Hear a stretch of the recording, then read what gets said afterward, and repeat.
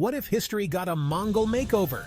Buckle up, history buffs. What if I told you everything you thought you knew about Europe was about to get flipped, turned upside down? We're talking about a world where knights trade armor for silk, castles become yurts. Forget the Black Death, forget the 100 Years' War. This is a Europe where the Mongol Empire didn't just raid, they ruled. Imagine Genghis Khan chilling in Vienna, his descendants sipping tea in Paris. Sounds crazy? Maybe. Impossible? Not so fast. Let's dive into a world where history took a wild turn and Europe got the ultimate Mongol makeover. Europe's Extreme Makeover Mongol Edition. Picture this. It's the 13th century, and the Mongol horde, led by the ultimate conqueror, Genghis Khan, is on the move. Europe, with its castles and knights, is about to get a serious cultural shift. This is a Europe of horse archers, yurts stretching as far as the eye can see. Forget the Renaissance. We're talking about the Mongolaisance.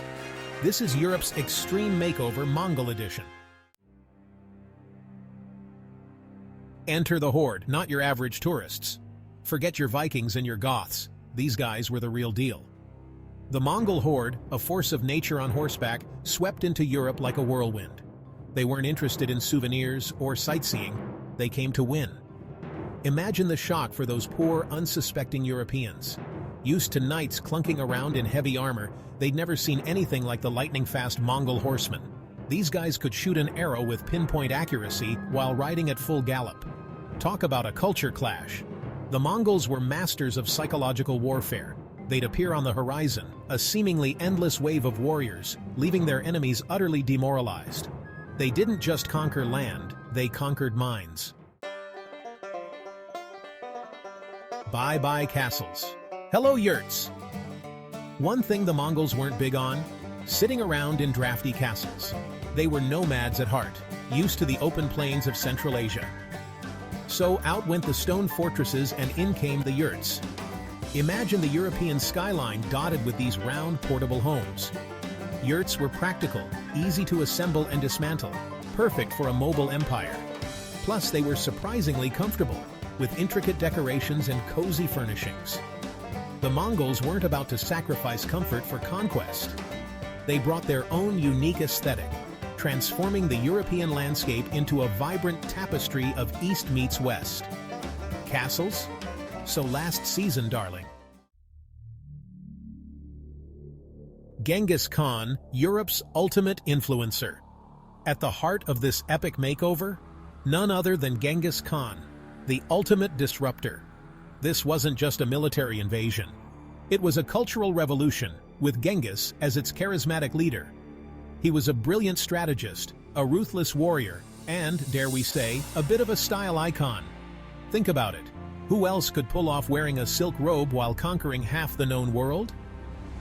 Genghis Khan's influence went beyond fashion.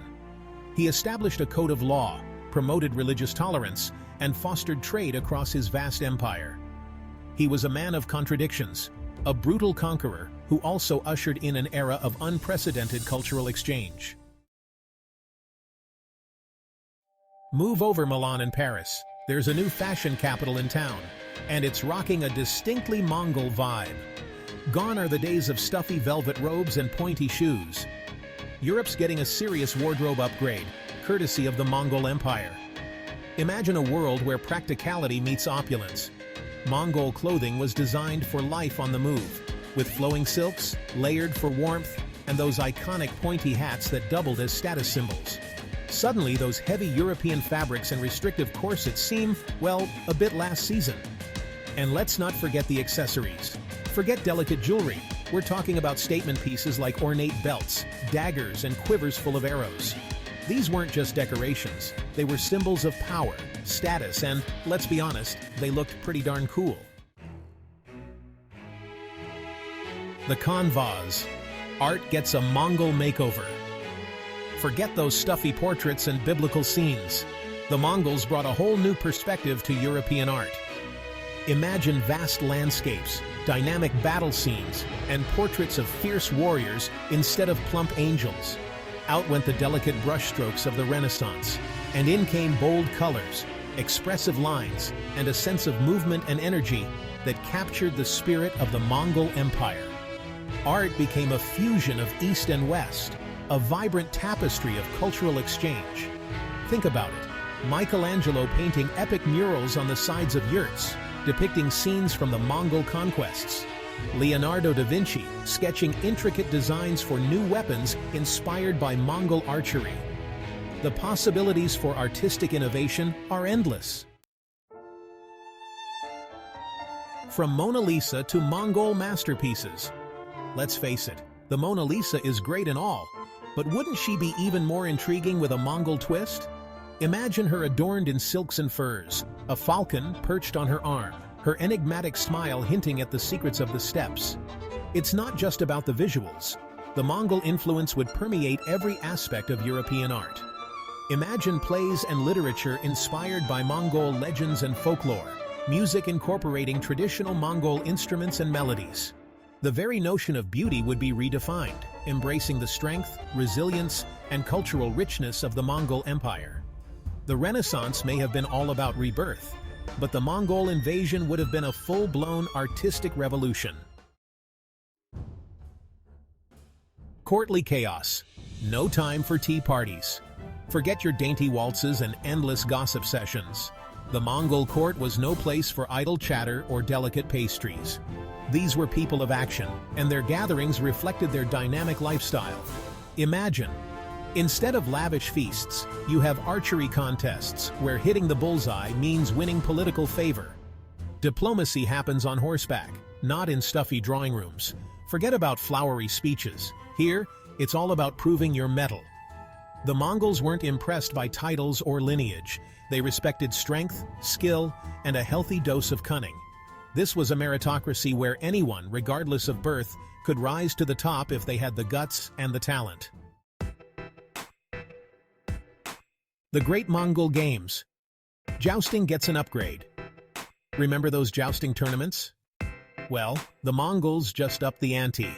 Imagine vast fields transformed into arenas where riders compete in feats of horsemanship, archery, and wrestling. Forget clunky armor and lances. These warriors were all about speed, agility, and precision. They could control their horses with their knees, fire arrows with deadly accuracy, and grapple opponents to the ground before you could say Genghis Khan. And it wasn't just the men who got in on the action. Mongol women were known for their equestrian skills and even participated in hunts and battles. This was a society that valued strength and ability, regardless of gender. Power couples and cultural collisions. Love in the time of the Mongols? Talk about a clash of cultures. Imagine Mongol nobles marrying into European royalty, creating alliances and a whole new world of social dynamics. European courts, once rigid and hierarchical, were now infused with the vibrancy and cultural diversity of the Mongol Empire. Languages mingled, fashions blended, and new customs emerged from this fascinating fusion. Of course, it wasn't always smooth sailing. Clashes were inevitable, and misunderstandings frequent. But from these collisions, a new and unique society began to emerge, one that blended the best of East and West. From borscht to beshbarmak, a culinary collision. Hold the pheasant pie and pass the fermented mare's milk. The Mongol arrival wasn't just about conquering land, it was about conquering taste buds. Forget your delicate European flavors. The Mongols brought a whole new definition of hearty to the table. Imagine the looks on the faces of those European nobles, used to their bland, overcooked meats and overly sweet desserts when confronted with the bold flavors and exotic ingredients of Mongol cuisine. Gone were the days of dainty bites and endless courses. The Mongols believed in fueling their bodies for conquest, and their feasts reflected this philosophy. This was food designed for warriors, travelers, and anyone who appreciated a good dose of flavor. Spiced meats and fermented delights. Not your average feast. Forget your bland roasts and overcooked vegetables. The Mongols were masters of meat, and they weren't afraid to experiment with flavors. Imagine tender lamb roasted over open fires, seasoned with exotic spices like cumin, coriander, and star anise. And don't forget about the fermented delights. Kumis, a fermented mare's milk, might sound strange to modern ears, but it was a staple of the Mongol diet, known for its tangy flavor and nutritional benefits. Dairy products, in general, played a significant role in Mongol cuisine, from creamy cheeses to yogurt-based sauces. Imagine these tangy, rich flavors adding a whole new dimension to traditional European dishes. The Great Mongol Bake-Off yurts, ovens, and culinary fusion. Who needs a fancy kitchen when you have a yurt and a roaring fire? The Mongols were masters of adapting to their environment, and their culinary skills were no exception. They baked bread in portable ovens, roasted meats on skewers over open flames, and even created elaborate stews using simple ingredients. Imagine the culinary exchange that would have taken place as European cooks learned the secrets of Mongol cuisine. Think about it. Flaky pastries filled with savory meats and spices, hearty stews simmered with fermented dairy products, and breads flavored with herbs and spices unknown to the European palate. The Great Mongol Bake-Off wouldn't be about delicate cakes and fancy frosting. It would be a celebration of ingenuity, resourcefulness, and the sheer joy of creating delicious food, no matter where you are in the world. Europe 2.0, the Mongol Remix. So the Mongols aren't just passing through anymore. They've settled in, kicked off their boots, and decided to give Europe the ultimate makeover. No more patchwork of feudal kingdoms. This is Europe 2.0, the Mongol Remix. Imagine efficient trade routes crisscrossing the continent, connecting the east and west like never before. The Silk Road just got a serious upgrade. Cities once confined by medieval walls explode in size, pulsating with new ideas, cultures, and of course delicious smells from all those Mongol food stalls. But it's not just about the economy, honey. This is a cultural fusion on a scale never seen before. European architecture gets a Mongol makeover, with majestic yurts blending seamlessly alongside Gothic cathedrals. Fast forward from horsepower to horsepower. Forget the Renaissance. This is the Mongol Enlightenment. See, those Mongols weren't just fierce warriors, they were also incredibly innovative. They brought with them advancements in astronomy, mathematics, and medicine that left the Europeans in awe. Imagine European universities buzzing with excitement as scholars grapple with new concepts like gunpowder, the printing press, thanks to Mongol interaction with China, and even early forms of vaccination. Who knows, maybe those grand voyages of discovery would have happened centuries earlier, with European explorers using Mongol navigation techniques to reach the New World. Move over, Columbus. There's a new explorer in town. Lost in translation? More like linguistically gifted. Remember that awkward moment when you try to order food in a foreign country and end up with something completely different? Well, imagine that on a continental scale. The linguistic landscape of Europe would become a fascinating blend of languages and dialects. French, German, Italian, all sprinkled with a healthy dose of Mongol vocabulary. Forget those stuffy Latin pronouncements. Now it's all about adding a little Mongol flair to your everyday conversations. But it wouldn't just be about borrowing words. The very structure of language might have shifted, influenced by the Mongol emphasis on practicality and directness.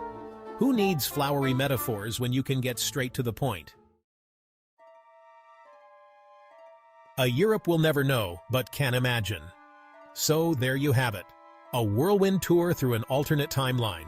A Europe where Genghis Khan's face graces every coin, where yurts dot the countryside, and where the language of diplomacy involves arrows and horses. Wild, right? We can't rewind history, no matter how much we might want to. The reality is, the Mongols didn't stick around in Europe long enough to completely reshape it. But that doesn't mean we can't let our imaginations run wild. What if they had? Would Europe have been a utopia of cultural exchange and technological innovation? Or would it have been a very different kind of continent, shaped by the Mongols' unique blend of pragmatism, military might, and let's be honest, a flair for the dramatic? Rewrite history. The Mongol edition. History is full of what-ifs. It's the ultimate thought experiment. What if the Mongols had conquered Europe? Would we be sipping kumis with our croissants? Head to the comments and let's discuss. Appreciate the legacy of the Mongol Empire and the endless possibilities of what if.